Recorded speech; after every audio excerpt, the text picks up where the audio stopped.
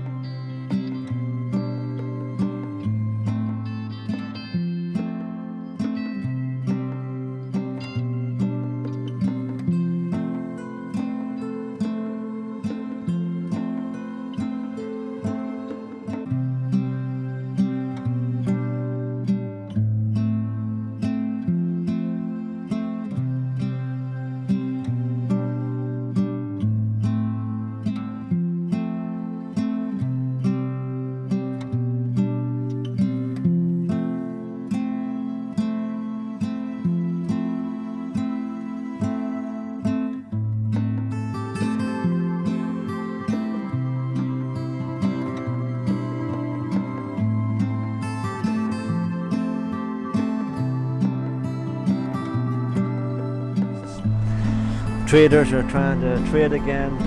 Bars are going to be opening again on the 3rd of July. Restaurants too. But there'll be all sorts of social distancing, and who knows what way that's going to work for them. Tourism is going to take a bit longer, I would say. But it'll come back, I hope.